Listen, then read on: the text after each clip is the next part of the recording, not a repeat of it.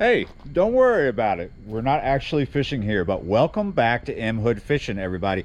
This just happens to be a really great place because of the light to open a video. So today's been one of those days where it's all about the wind. The wind is predicating my decisions. My decisions are based on the wind. So just about all day, starting from in the morning, I couldn't get out and fish because it was blowing 18 or worse, right? Sometimes a lot worse than 18. And it's not that great right now. It's at 15. It was supposed to drop down to 12, then 11 starting at 6, but it didn't do that. Things changed. It's going to stay up at 15 for at least 3 hours. And man, I'm running out of time. I need to get up early. I need to be at it early tomorrow. Got things to do, and then I want to try and get a session in as well.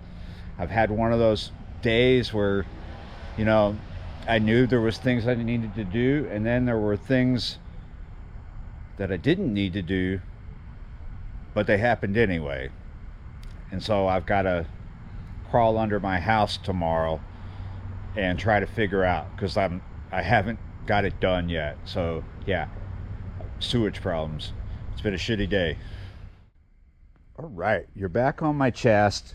Let's get back over to the bike and get out of here. So for the most part, when it's blowing at 15 miles per hour, there's a lot of places that I will not go, but there are some places where I will, and let's go check those out.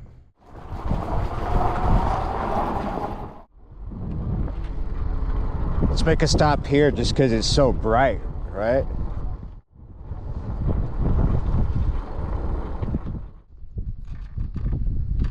You can feel that wind here. This is not necessarily out of the wind. It's not too bad. Whenever you get a wind speed off of some weather app, it tells you something like 15, but you're in town and you think, oh, that's what it is out there.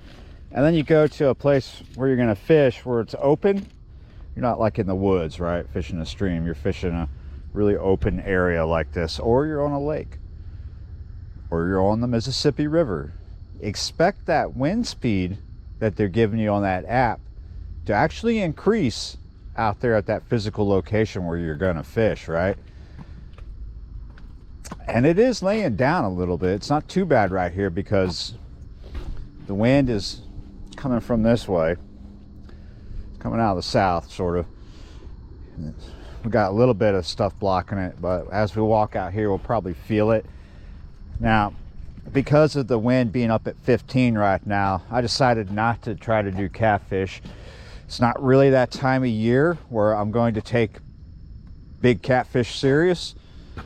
However, we are close, probably towards the end of March, maybe even sooner.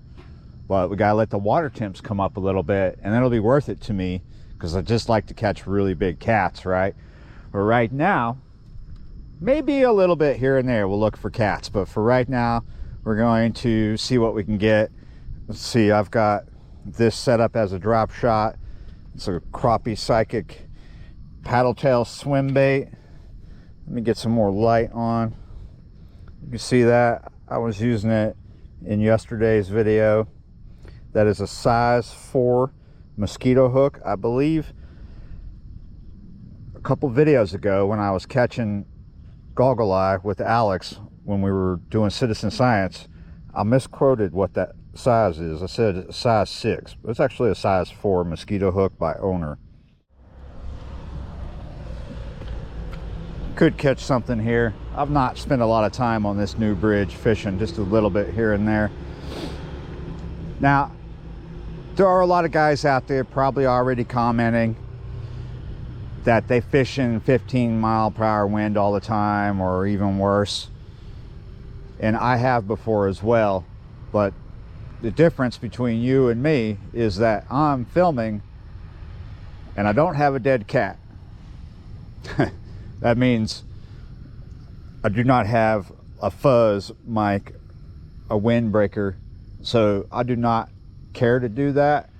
Therefore, when it's blowing really high, really fast, and I'm trying to film, if if I'm in that wind, all you're going to hear is, you know, really bad wind noise. So yeah, that's why. Plus, it's just not that fishable. It makes things difficult. Certain winds can make your water really, really dirty. It makes certain types of fishing almost impossible. Okay, we got us a fish. Got us a fish. Look at that. Little dink bass. Yeah, you're right. Nice. A little too small for me. What's motivating me to fish here tonight is the same thing motivating me to continue fishing here, even though it's not super deep down there. I know that there are bass beds right here underneath us that are used almost every year. There's fish on them. However, it's the light, and I see activity, stuff feeding. Oh, I see a fish too. So I'm not sure what this is. I have a sneaking suspicion that it might be a shoe pick. Something I wanted to talk about in this video tonight pertaining to this. Ooh, gotcha. It's not a shoe pick, it's a gar, and I don't have them. Maybe there's like three species in this bayou that are very elusive. There's actually probably a lot more that people don't catch, but there's three only really worth talking about that are here, and some people don't believe they are, and most people don't catch. Because most people, when they fish this particular bayou, they're fishing the area where I'm at tonight. It's got a public road alongside it. It's right going through the thick of the neighborhoods here in town. Like, it's very accessible, right?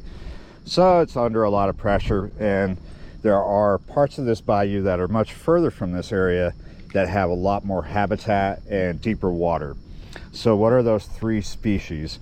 Sockeye, crappie is one, but if you do it right, you can catch them in this area. However, I've gone way away from this area and done much better, you know, basically going closer to where the deepest depths of this bayou are and consecutively catching them. Okay, so a lot of people remember a time over 10 years or more when they were doing good on crappie, which is the same thing as sockeye, right here in this area where we're fishing, off bridges and different places, and then it just stopped and they thought they went away. And then there were people that heard those stories but never believed them, because they would come to these places where they were told you could catch crappie and they never caught them. Things differ from year to year. Sometimes people hit a species really hard and a smaller bit of water, because this is not like a super huge bayou, and you know, a population of fish can get decimated from anglers hitting them too hard. It does happen. It can happen. It depends on the amount of people and the size. That gar is still down there. So let's move away from that first species, crappie. Then you have carp. I know a lot of people don't care about carp. They think oh, there was a bite right there and that was not a gar. They think they're garbage or whatever, but they're actually really, really fun to catch. They're in here, but they're not super thick. I've tried a few times. I know they're in here because I've caught them in my cast net and I've sighted them on different sessions. Seems to be more further down the bayou, in that area where I was doing really good from culverts catching crappie this year. And then the third species that I really want to talk about, I'm actually ready to, if I think it's gonna work, you know, or maybe I'll try, that's shoe pick, bowfin. They are in here as well, and I know for a fact they are. It's not about the stories that I've been told. in the post I've seen online, it's the sheer fact that I've sighted them with my own eyes during the spawn with the blue fins, the blue and green fins. Can't miss it. But it's not a common catch along here where most people fish this particular stretch. Further down at the very end of this bayou, that looks more like shoe pick territory, right, than where we're at. But I've sighted them along here this time of year during the spawn. This is when they're spawning. They are spawning right now.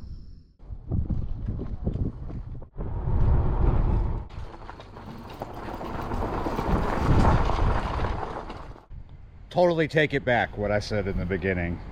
Almost done anyway, so I'm gonna fish here. It is pretty much out of the wind. The wind is like up and down. It's not laying down quite like they said it would. And I only wanted to be out for about an hour or so. And I've been out for about 45 minutes. It's just a quick one. So we have a video for tomorrow. With these things, maybe you get a surprise, maybe you just get little fish, but it's just what you do. Quick little session.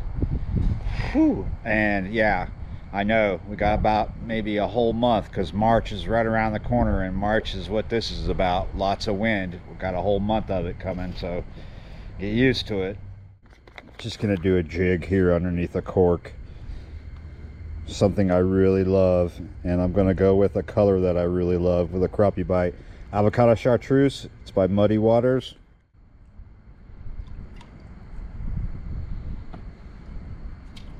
Oh, they're all packed up in this shady spot in the shadow.